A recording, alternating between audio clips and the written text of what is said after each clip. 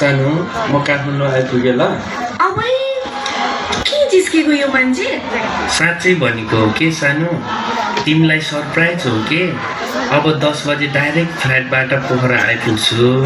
घरतिरको के सङ्क्रान्तिको के तयारी गर्दै गर, भेटेर रमाइलो गर्नुपर्छ है। अहिले फोन राख्छु ल। ओहो, खुबै जान्नुभएको छ है सरप्राइज दिनलाई।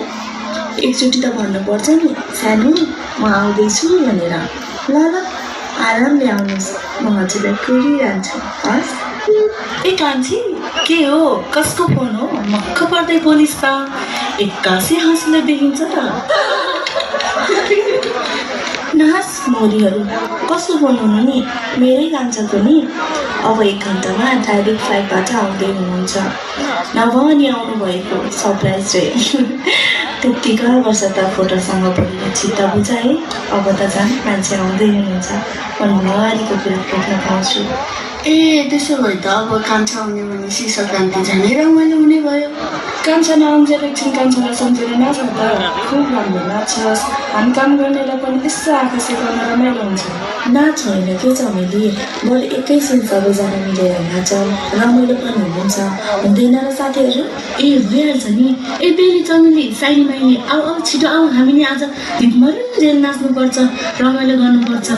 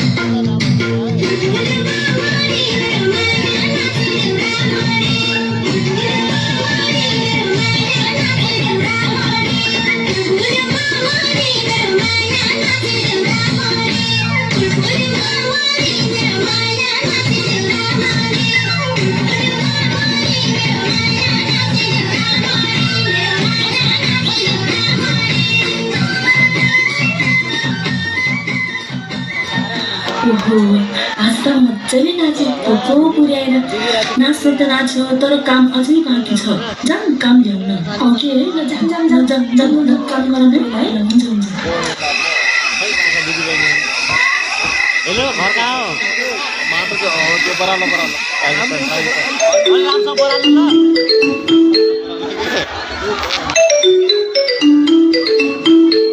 हेलो हेलो वीरबहादुर थापाको सम्बन्धित मान्छे बोल्नुभएको हजुर मेरो श्रीमान हो म पोखरा प्रहरी चौकीदेखि इन्सपेक्टर अनिल थापा बोल्दैछु पोखरामा आज बिहान काठमाडौँदेखि पोखरा उडान भएको हवाईजहाज दुर्घटना हुँदा वीरबहादुर थापाको मृत्यु भएको छ उहाँको लास बुझिदिनको लागि हजुरलाई जानकारी गराउँदछु होइन तपाईँ के भन्दै हुनुहुन्छ यो कुरा सत्य हुन सक्दैन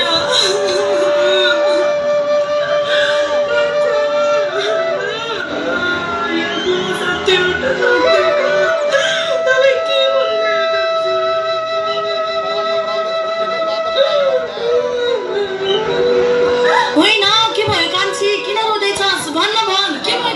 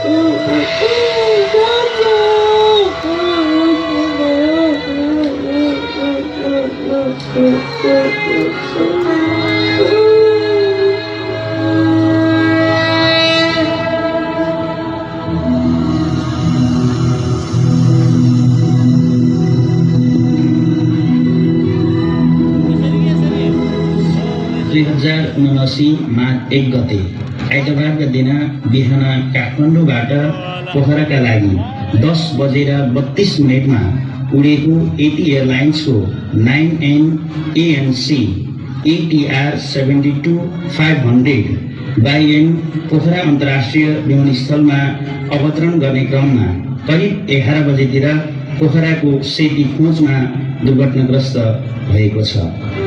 बाइएनमा चालक दलका क्याप्टेन कमल केसी सहित 4 जना सदस्य र स्वदेशी तथा विदेशी यात्रु 68 जना गरी 72 जना सवार थिए।